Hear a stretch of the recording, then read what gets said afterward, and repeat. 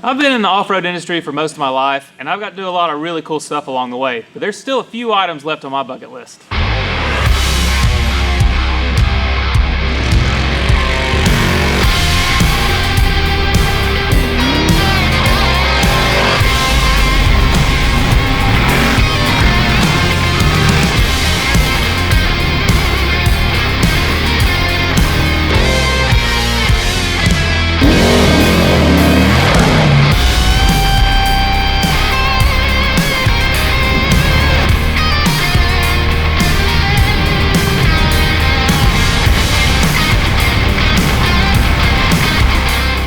Now, high up at the top of that list is racing Baja. So when I got the opportunity to strap into a 1100 horsepower trophy truck and go racing, I packed my bags, headed to the airport.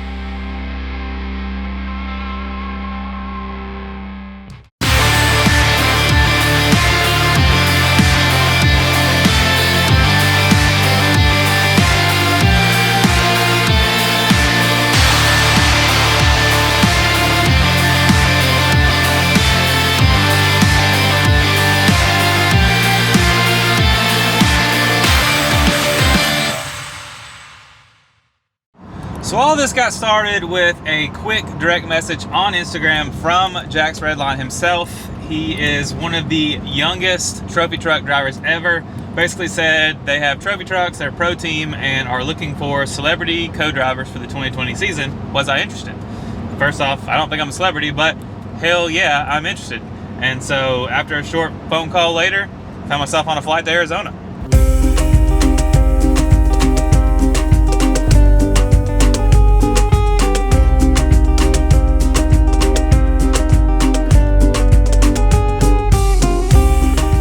Once I got to Arizona, I met Jax at the airport, hopped in the truck, they had the Can-Am pre-runner in tow, and we headed straight for the border. We got to the Mexicali border to cross into Mexico about 5 o'clock in the morning, which is supposed to be, daylight's about the best time to cross because the border towns can be a little sketchy. And I've heard horror stories about this stuff, but it couldn't have gone smoother. We handed the police at the border a couple Busted Knuckle stickers, showed them our paperwork, and we were on our way.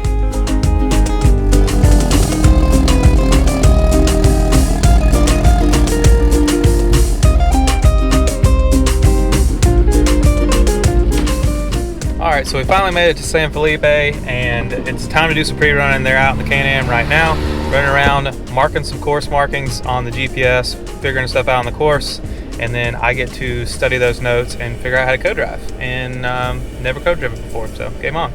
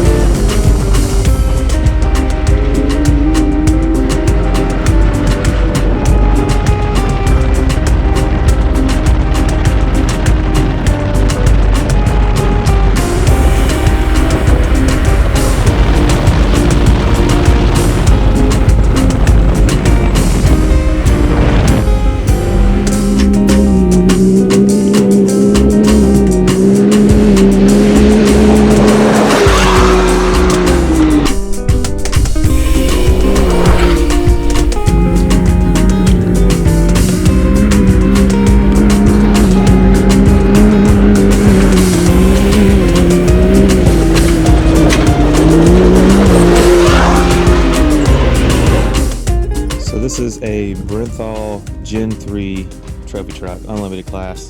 Has a 600 cubic inch motor in it that makes over 1,000 horsepower. Turbo 400 transmission, and it's two-wheel drive. It's got 40-inch BFG KR3 tires on method wheels. Got bead locks. It's got around 30 inches of travel in the front, full IFS, and then around 40 inches of travel. I said it's strapped at 40 on the back. Trailing arm suspension. Of course, crazy big King shocks. Freaking massive.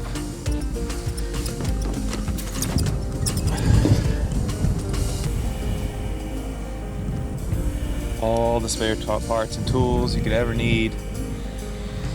Hopefully we won't need any of those spare parts and won't even be changing a tire. We can run a good clean race and not have an issue, but this thing is rowdy.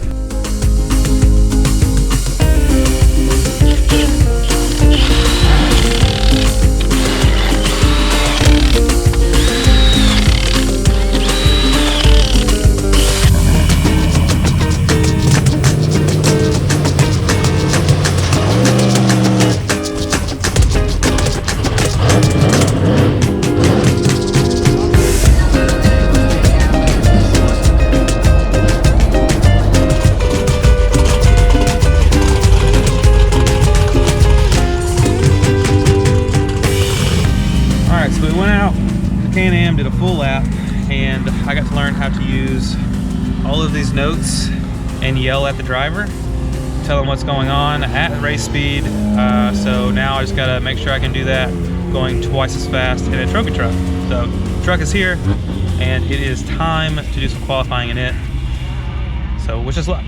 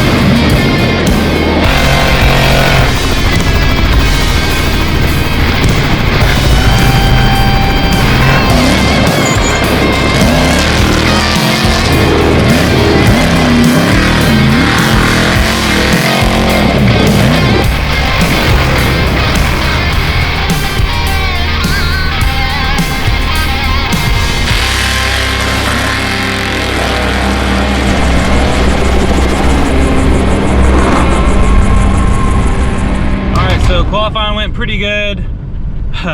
Riding in a trophy truck is ridiculously loud, but it actually rode better and was way easier on the old stomach than the Can-Am. So I think we're gonna be just fine.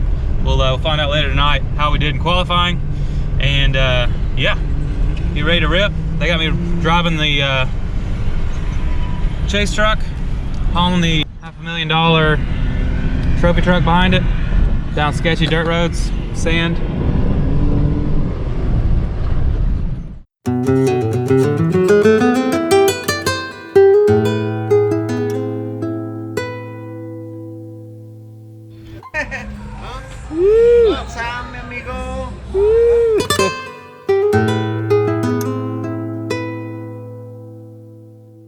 Alright guys, so it's race morning. So we're waiting for Chris Phillips to come by on the Redline bike.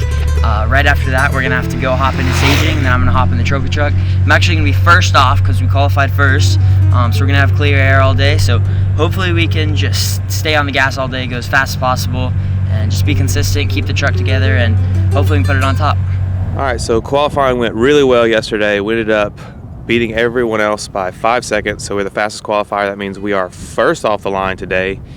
And yeah, we just got to hold the truck together, get a good fast pace going, don't tear anything up, and if we don't have to stop working on the truck, we should have a good chance of winning this thing. This was a brand new, freshly wrapped body right before qualifying. We must have hit a deep rutted berm and took out most of that fender and the back of the bedside. So there probably won't be a lot of body panels still left on this truck after the race.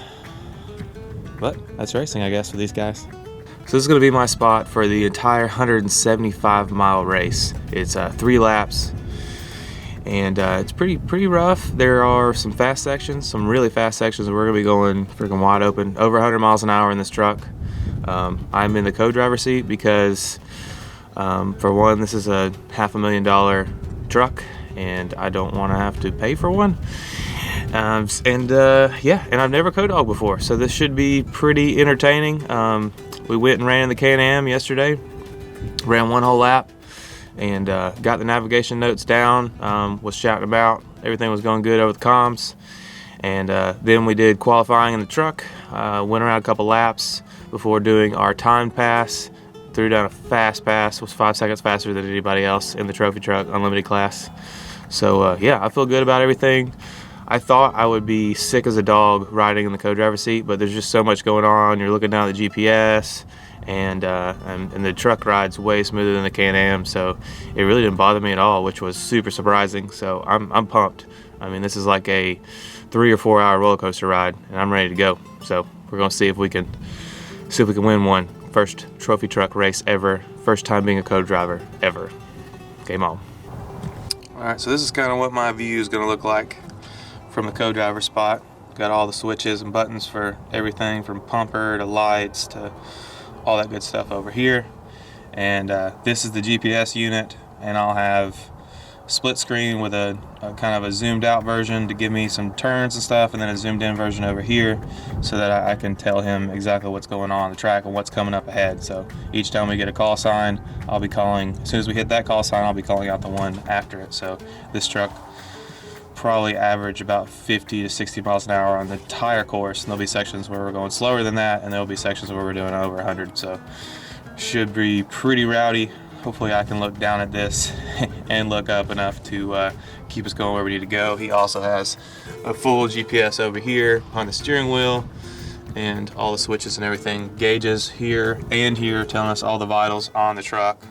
3-speed turbo 400, manually shifted. Got some just rear brakes, kind of cutting, turning brakes, whatever you want to call them.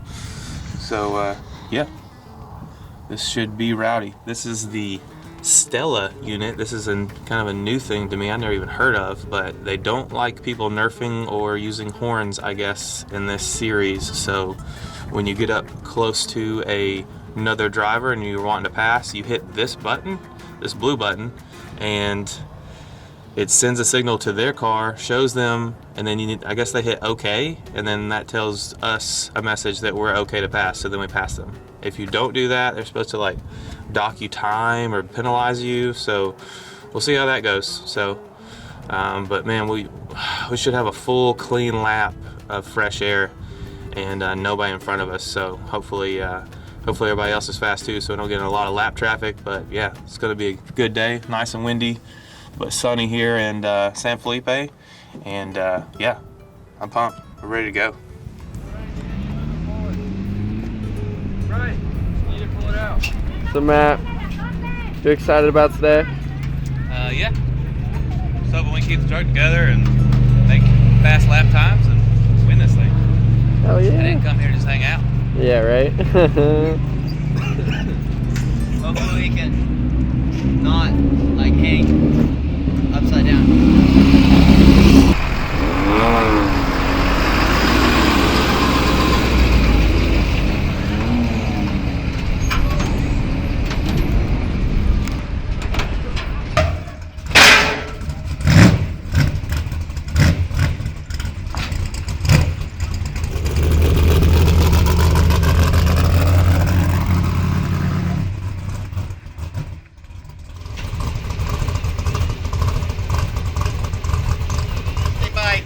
Redline Racing, Jackson, Shane Redline. Guys, first off, nice crowd support here for you guys as well. First off, welcome again to another San Felipe Desert Mayhem. Jax, how you feeling? I'm feeling super good. This is an awesome way to start up the season. Hopefully we can put it on top, keep the truck together, see how it goes. Now, Shane, I know that you guys I've known these guys for a while. I've interviewed them at many different races, following their careers. It's been great. Now, Shane, you got a few things different right now. A lot of times you would co-ride with Jax, but this time you got a little bit of a different ride. I want you to tell the folks a little about that. Yeah, it's interesting. I thought Jackson, he just turned 15 about 2 weeks ago, and I thought he'd be 17 or 18 before he kicked me out of the driver's seat. But heck, man, at 14, he actually kicked me out of the whole truck, you know. And so he didn't really kick me out. We just noticed that we didn't realize it'd be better off for him to drive, and we've got some good guys co-driving with him. And so now I'm flying the helicopter, so that's pretty cool. I've been flying for about 10 years, and so, man, I tell you, you want to watch a race from the VIP seats, getting a helicopter. And so I'll be flying the helicopter today, along with Cameron, our video guy, and just an awesome way to watch the races, that's for sure. Yeah, but we're about to go get lined up, get staged. We're off first, so we're gonna clear air all day. Truck looks awesome. We got it cleaned up from qualifying yesterday, but we're ready to go. Just got some breakfast. We're about to go get lined up, and we'll take off first. I'll be in the sky.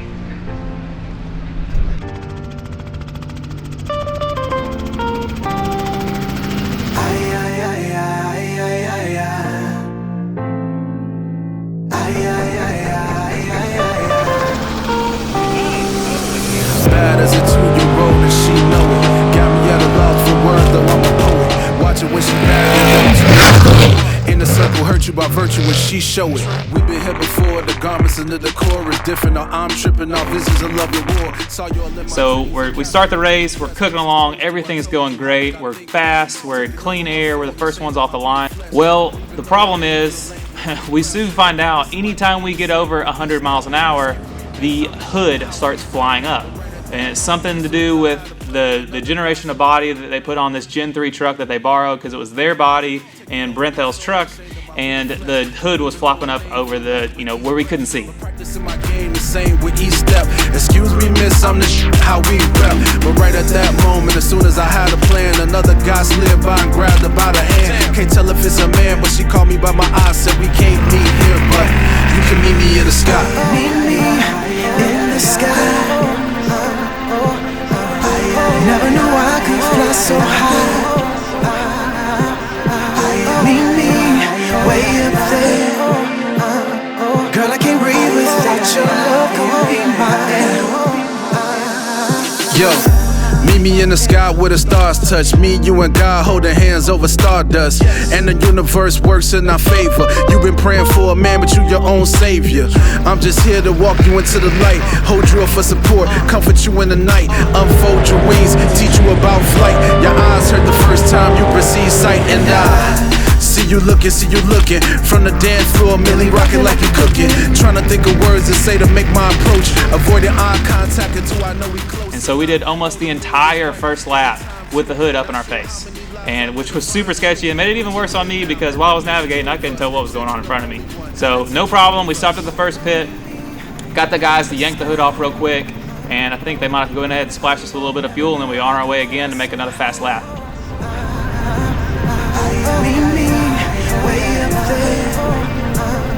Girl, I can't breathe without your love. Come be my air. Meet me in the sky. Never knew I could fly so high.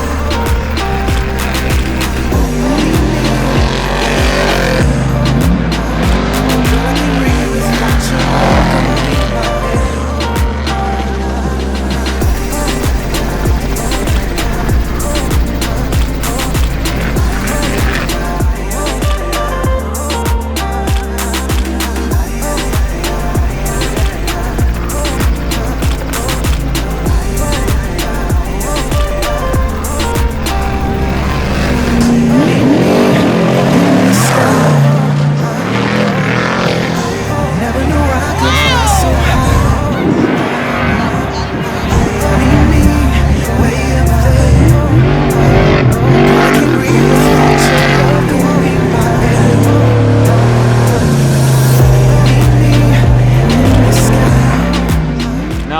The first few laps were going good, and we were just getting faster and faster each lap with no issues. And we came around on our third lap, and we were doing so good. Everything was jiving. The beginning of the race, man, the first lap I was tensed up in the truck, trying to hold myself in place. And after about a lap, I kind of just settled in and was just kind of just like floating around the truck. Your harness staying tight, but like your legs and stuff are still moving around.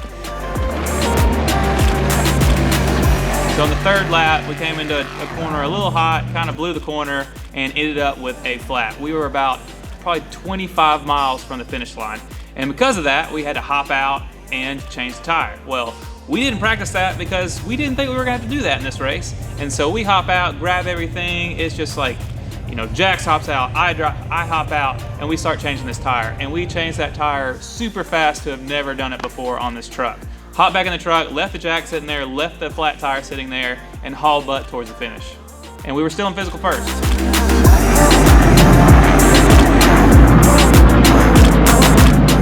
We crest the top of the last dune, and the engine completely revs out. So it revs sky high, and we have no more power. Like the motor's revving, and we're not going anywhere. And so we coasted literally down the dune to the finish line with no power because we had blown out the rear end at the top of that hill with literally 200 yards to go, but somehow had enough momentum to cross the finish line, and then the guy that finished right behind us ended up pushing us into town to the the winter circle.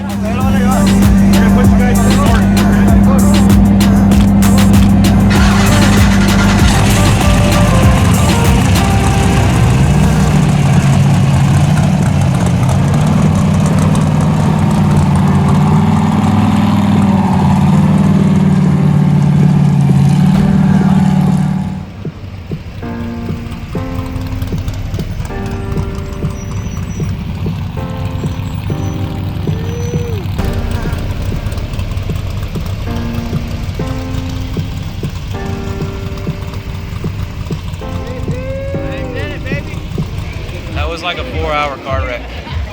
4-hour car wreck? Yeah, it was insane. Like you're going 100 miles an hour through whoops that are probably 4 or 5 foot tall. There's just absolutely nothing like it. I've done a lot of things off-road in my life, and I don't think anything touches this. This was insane. And like you're freaking out to start with for like the first lap, and after that you just kind of settle in and become numb to it after that. So kind of a crazy thing. I'm not really sure what happened, to be honest. But with like 20 miles to go, we were just going like 110 plus miles over some whoops, and we just had a blowout. The car starts stepping out. I wasn't sure what was wrong, and then we pulled over because I was pretty sure it was just a blowout, and then we got it changed. Probably like the fastest tire change I've ever done for sure. But then we kept going again, and then crazy story, probably less than 500 feet from the finish. I don't know what happened. Truck like completely stalled. RPMs went all the way up, but no power at all. I tried to shift it. It's not the transmission. I'm not sure what's wrong, and so they just pushed us over to the real finish line. But I mean, we made it through where the timing stopped, so we'll have to see on time where we're at. But good race overall, super fast. So we found out later that night, we obviously came in physical first, but we found out later that night we were first place in our class, Unlimited Trophy Truck, and then we ended up being second place overall. That tire change and blown out tire pretty much cost us, winning the overall race. But we still won our class, which was a pretty big accomplishment, and got second overall. It's not bad for a rookie co-driver that had never even desert raced before, and a 15-year-old kid behind the wheel. So we were super pumped about that. All in all, this was a once-in-a-lifetime trip that I will never forget. I have a whole new respect for desert racing, and especially being a co-driver. I'm happy to say I didn't get sick. I didn't puke all over the inside of my helmet like I thought I would. The craziest thing is that I actually almost told them no when they asked if I wanted to come be a co-driver because I was worried about that. But that just goes to show you that if you step outside your comfort zone and do something you think you can't do, then the results might be awesome. And I mean, to basically win our first trophy truck race ever was pretty amazing. Huge thanks to the entire Redline Racing crew for the opportunity to cross this off my bucket list.